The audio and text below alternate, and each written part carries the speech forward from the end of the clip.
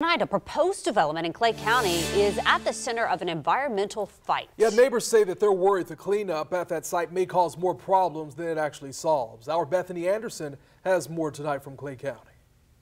People at tonight's forum were definitely concerned. Number one, they feel like they haven't had open dialogue with environmental protection specialists.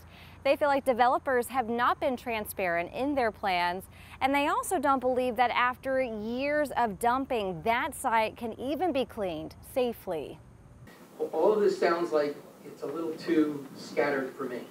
As Clay County commissioners consider a proposal to build a residential community at the old Solite plant, a property known for having contaminants like arsenic, people who have lived there for decades say development could lead to disaster, especially when it comes to public health.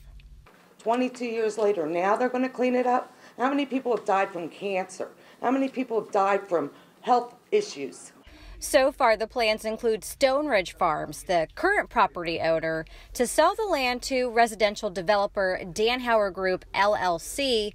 If the purchase goes through, Stone Ridge would be required to take $2 million from that sale to clean up the contaminated site. Developer Mike Danhauer says the change would be a good thing. I kind of like the idea of saying this has been a problem for the county and there's a chance to clean it up. Still, Clay County leaders had many questions, like why the Florida Department of Environmental Protection never technically labeled the property a Superfund site.